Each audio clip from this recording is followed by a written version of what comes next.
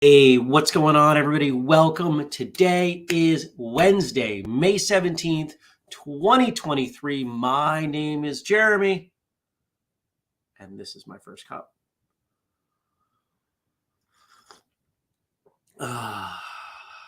Before we go too far, I just want to acknowledge that I am streaming live on Instagram right here. For those of you on Instagram, if you want the best experience, go follow First Cup on YouTube or Facebook, or you can follow the Whistlekick feed on Twitch. What's happening, everybody? How was your Tuesday? Oh man, I recorded. Why is that not running?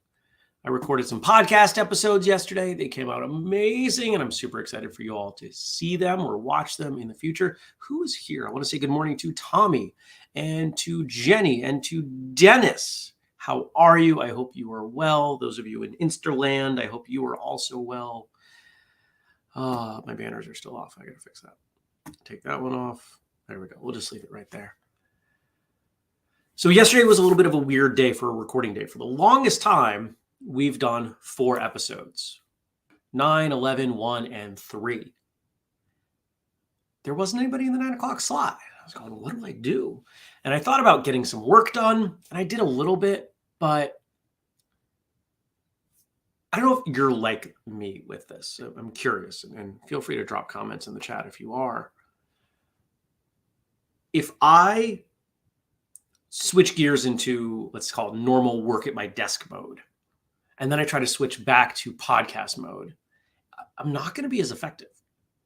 So I said, what do I do this time? Oh, I'm going to go for a walk. So I went for a long walk, a couple miles, and recorded a video. I put it up on TikTok, talking about just some behind the scenes stuff.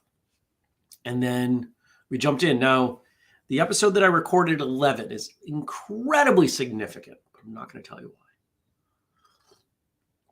Some of you know why, but I'm glad it went as well as it did. I was nervous. I haven't been nervous for an episode in a very long time, but I was a little nervous. Well, it went great. And then the one that I did at 1 o'clock also went great. Something completely different. Here we are, 800 and, well, with what we got in the can, 20-something episodes. And we're still finding people that are doing cool, different, unique, maybe not quite unique, but things that you haven't experienced before, most likely, in the martial arts world. And so this conversation actually ended up being a bit longer. I think all in, that episode's going to be an hour and 40 when normally we're about an hour. So, but it was all great stuff. Good morning, Andrew. So yeah, there we are. If you're watching the Facebook feed, your YouTube, Twitch, and you're wondering why there's a plant here, I'm using the plant to prop up my phone for Instagram. This was a last minute thing. I hadn't thought about doing this until about 5 minutes before I went live. So it's like, hey, let's go live. Let's see what's going on. Let's see what's happening with people. I want to know what's happening with you. How was your Tuesday? What did you do? Did you train? Did you work? Is your training work? Is your work training? I want to know. I want you to put it in the chat. Let me know what's happening. Jenny says she took class twice yesterday. I'm not going to put this up because it'll cover half the screen. Started learning a new form, Kong Seng Kun. Never heard of it, but that's okay, and that's cool. Played outside with Lilith. Oh, and I got those adult things finished, so I felt some relief. I was horribly exhausted last night, and I'm still feeling low on energy today. I have a lot to do, but I will be mindful of what my body is trying to tell me, and I'll be kind to myself as I get through this day. That's awesome.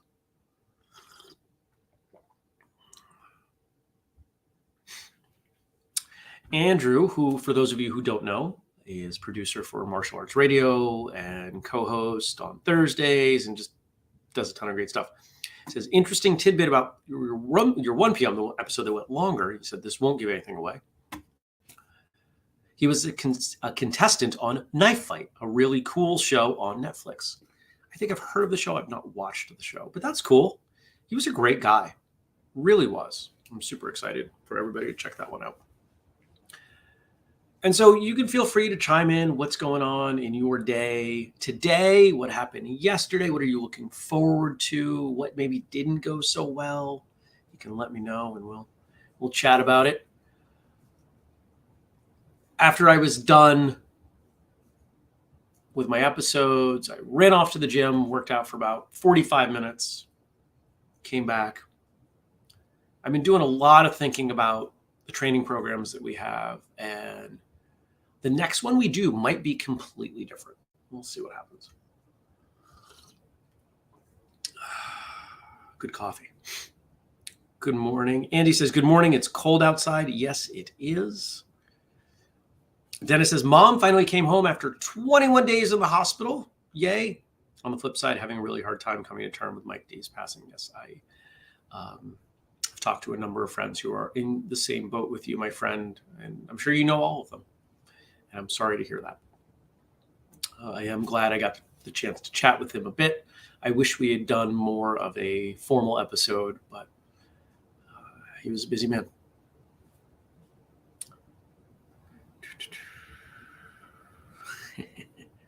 Conversation in the chat about that Netflix knife show. Andrew says, our house is still getting used to a new puppy. I was wondering how that was going. I've seen some pictures on social media. It's a cute puppy. I had a Never Settle Awards meeting last night. Things went well. We talked about bringing on sponsorship. We did last year pretty cleanly. The only quote sponsorship was the donation from Twin State Awards. And we picked like the simplest awards possible just to make it easy for them. And I was really thankful that they were willing to help us out. V over on Instagram, V Turnbull says, we had a fabulous class yesterday. Karate class. Awesome. Glad to hear it. Super cool. And some of you heard this, but let me say it again. I found a space for a karate school, for a martial arts school. Somebody asked me when I was talking about it on Monday night. I was sharing with some friends. Well, what are you going to teach? Which is kind of the age-old question, right? And I said, it's kind of going to be a lot of stuff. It's going to be the stuff that I know. But if we've got to force it into a corner and give it a label, it's karate. Is it any style of karate you know?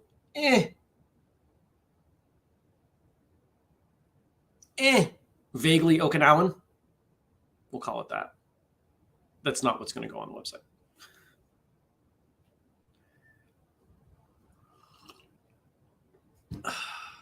Coffee came out great.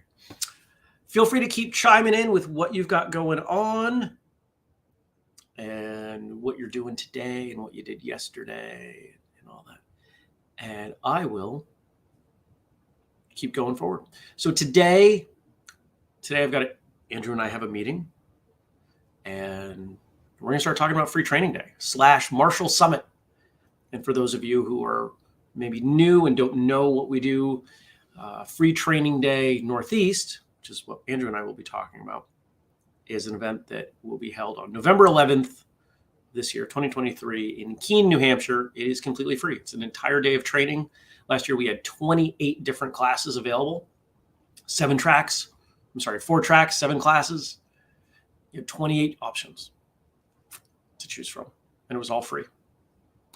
And then, of course, this year we are branching out. We have an umbrella concept called Marshall Summit as we include more things in Free Training Day because there's plenty of other stuff going on. And if you want all the details, you can go to whistlekick.com, or you can check out the events on Facebook, Free Training Day, Marshall Summit, etc.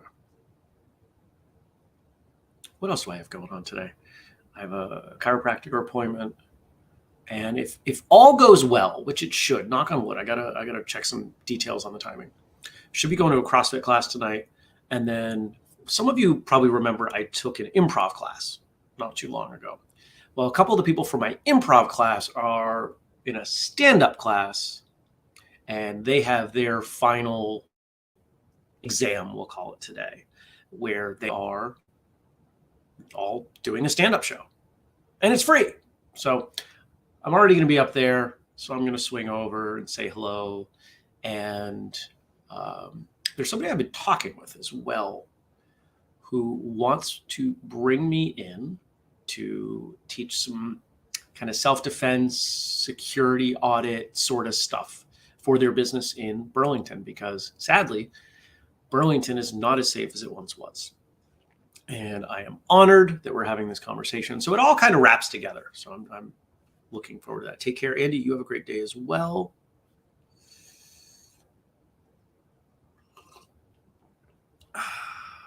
Tasty, tasty. I think that's it for the day. I've got some work that I've got to get done in between. When I left the office on Monday, I had no email in my inbox. I don't think that's going to happen today. We will see. When I went to bed last night, there were 58 emails. Now, most of them I don't need to do anything with, but there's still probably 20 that I do. So we'll see what happens. We'll see what the day brings. As soon as I'm done here, I'll be grabbing some food and running off to the office, trying to get there as early as I can to get work done. So I can get work done so I can not leave too much on my plate when I leave the office today. All right, now Frank sent over some stuff, as he always does, because he's great like that. Thank you to Frank, the producer, for our quotes and our jokes. No jokes today, but quotes. Those of you on Instagram, you're not going to be able to see these, but I will read them. And I just kind of generally want to let Instagram folks know the best experience for this show. We've built it around Facebook, YouTube, and Twitch. Why? Because Instagram doesn't let us use streaming tools to stream it live. That's how they do it. Thank you also to Josh for our theme song and to Denise for our audio. I'm actually feeling wide awake today. That's pretty great. So today we've got, I think, three quotes from Bob Newhart, and we're going to see if I can bring those back to relate to martial arts. I bet I can. I usually can. People with a sense of humor tend to be less egocentric and more realistic in their view of the world, and more humble in moments of success, and less defeated in times of travail. There's a $5 word, travail. When I think about humor and I think about martial arts, I often think about martial arts instructors, especially ones that I've had. And if I apply this, how many of the martial arts instructors have I had or known who were funny, had a good sense of humor, and also didn't take themselves too seriously? They were effective instructors. And the answer is most of them. When I kind of flip the question, it becomes a little bit simpler for me. The instructors that were egocentric, that did take themselves too seriously, did they have a sense of humor? Not in the classroom, not in the way they taught. So I wouldn't say it's necessarily that humor does it, but humor can certainly be a litmus test for it. It exposes it.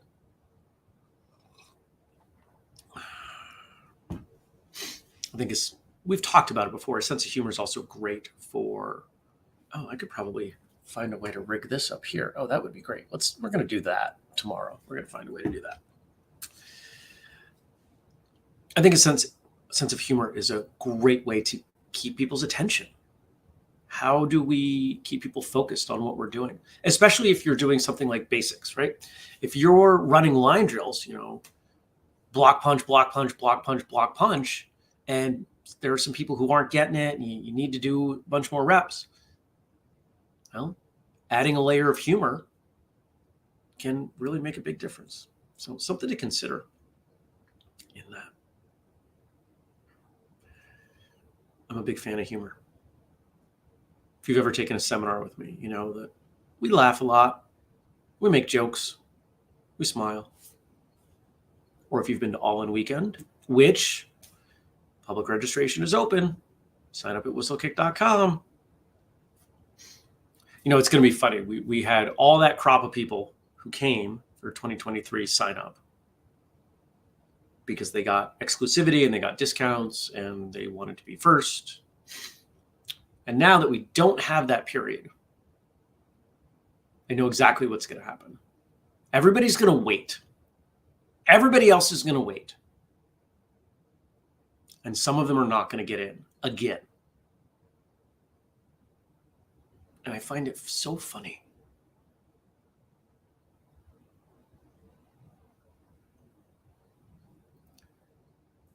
Commit to the things that are valuable to you. Moving on. I am a minimalist. I am a minimalist. I like saying the most with the least.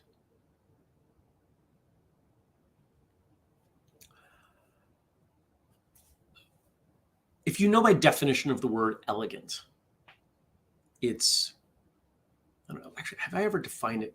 Elegance carries an element of simplicity, right? When something is elegant, it's understated. It's high quality, but low volume. A really nice piece of jewelry. It's not gaudy, doesn't have excess. It's elegant. If you think about an elegant car, you might be thinking of something simple from the 50s or the 60s. If you think about an elegant person, they're probably not someone on social media shouting constantly. They're likely someone who commands attention simply because of their presence. It's elegant. And that's what I think of when I read this quote. I am a minimalist. I like saying the most with the least. Tommy says, I've never been accused of being a minimalist, called many things, but never that. Ha. And where does minimalism fall in with our training? Most of us have a handful of techniques that we use in some kind of free-form situation, whether it's sparring or self-defense. Most of us have 3 to 5 techniques that we use. That's minimalism at its finest. Doesn't mean that there's anything wrong with knowing more. But if you truly wanted a minimalistic approach to training, it would be taking those 3 to 5 techniques and training them in all the different ways you could for all the different scenarios you could. I'm building a toolbox out of that. And there's nothing wrong with that. There are people who advocate that. That is essentially what boxing is. Got a handful of techniques. That's it. Now, how do I make them the most diverse set of techniques I can? How do I make them apply to every possible situation? And how do I know how to use them as effectively as I can at the drop of a hat?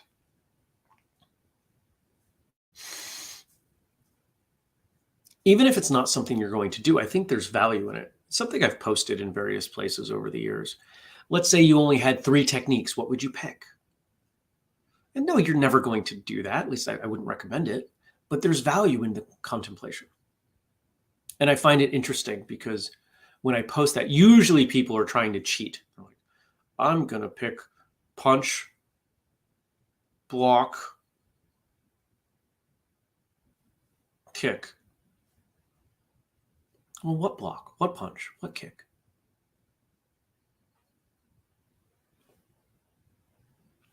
You got to pick something, right?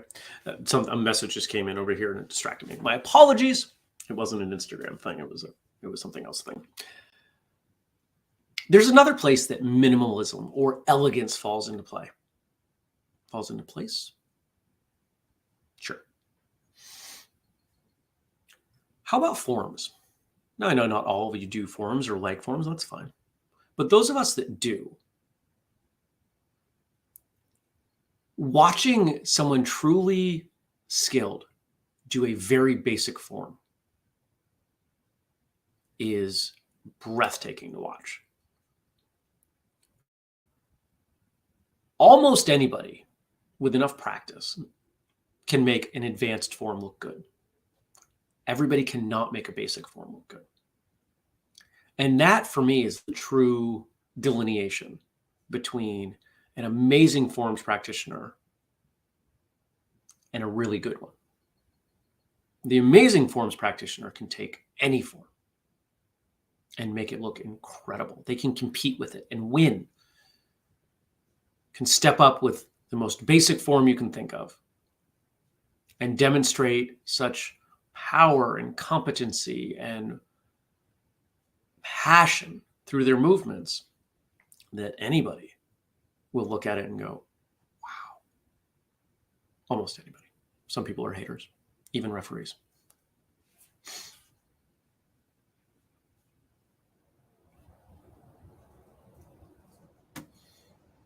Tommy says, forms, when done elegantly, are beautiful to watch. True artwork. Completely agree.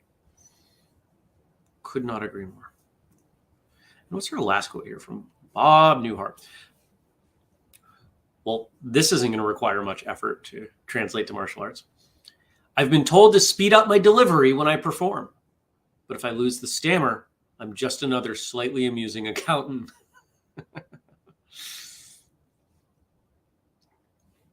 If you've been around a while, you've likely heard me say that the difference, especially in forms, between a masterful practitioner and someone who's pretty good is the space between the movements. And there it is. There's a tension, right? Did you feel it just before I started speaking? There's a tension, and it's something that can be used to your advantage, not just in forms. If you are a longtime viewer or listener, if you're part of the audience of Martial Arts Radio, it is something I absolutely do. I'll be having a conversation with someone, I'll hear them say something, and I know they're not done, but they're maybe a little uncomfortable, a little nervous. And so I just remain quiet. I give them space. Because I can always trim out the silence later if need be, but I go quiet.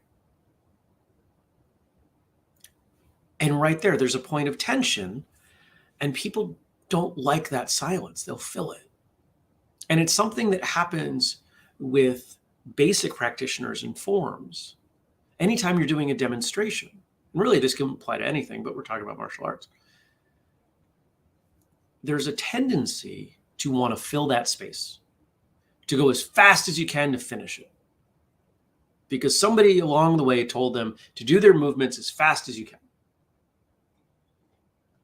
But they didn't tell them to do the space between the movements as fast as they can.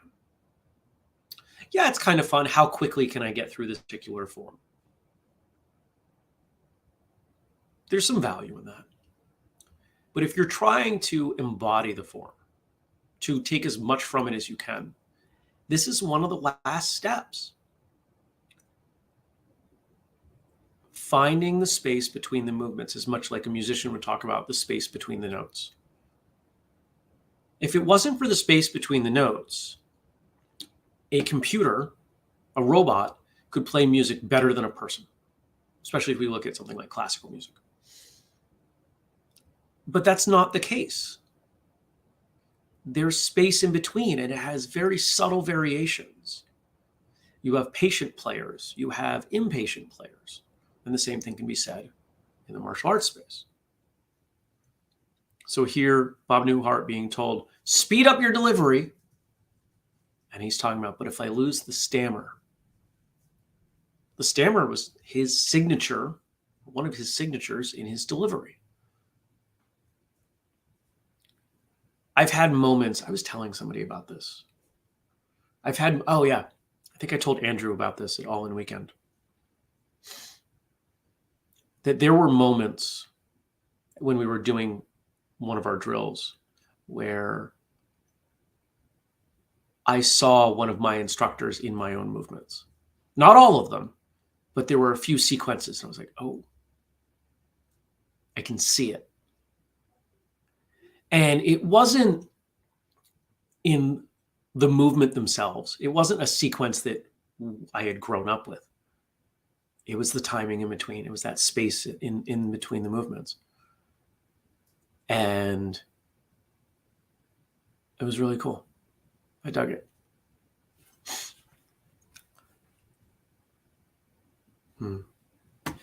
Dennis, in response to Tommy's comment about true artwork, says, I've always said that's why they call them, quote, arts, such beauty in it all.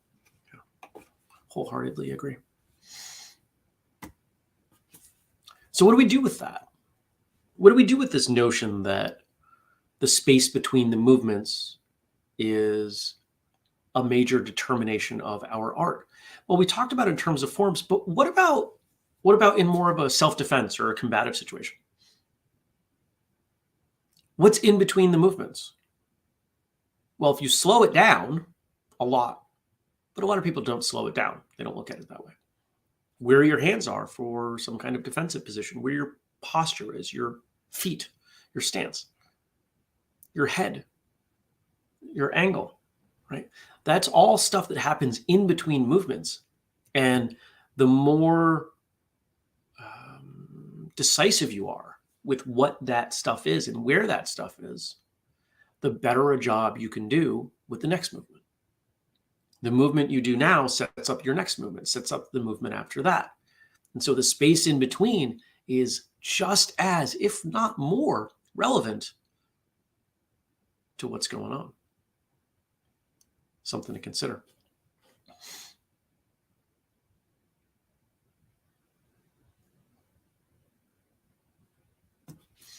Jenny says, that's such a moving thing for a martial artist. I have never seen my instructors in my movements. Maybe one day. I try to make them proud for sure, and I think I have done that. Well, I'm sure you have. You know, for those of you who don't know, there's a bit of context that might be required, because one could think I was bragging about this, and I'm not. I started training when I was 4. And I had my original 2 instructors who were a married couple. One of them has been on the show, Beth Belot. And Beth was like my second mom. And she raised me until I went to college. So 14 years of training with someone. And yeah.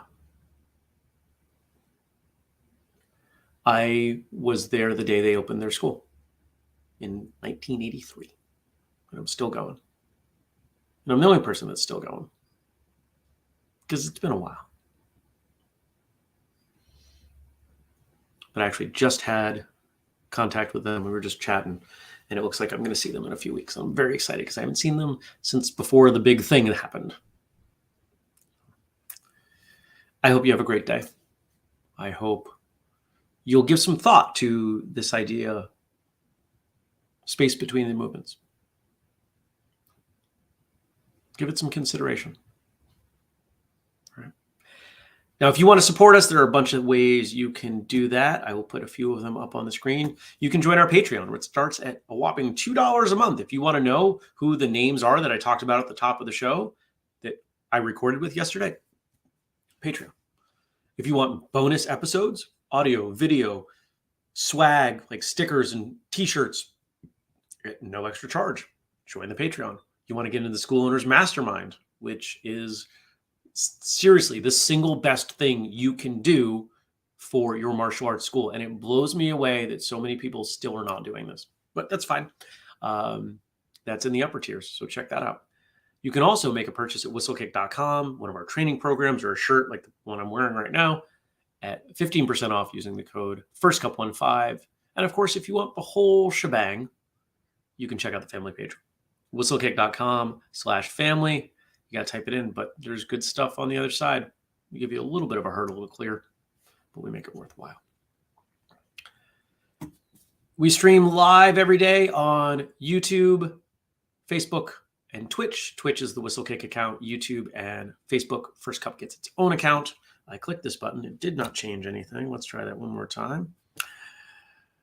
And we'll end with Jenny's comment here before I send you on your way. Matt competed in a tournament way back when. A master he did not recognize came up to him and said, "You're Marvel's boy, aren't you?" Master Lewis Marvel was Matt's instructor, and he was well known from his competitive days. This other master could see Master Marvel in the way Matt moved. Matt said it was one of the highest compliments of his entire life. That is super cool. Very nice. Take care, everybody. I'll see you tomorrow. Peace.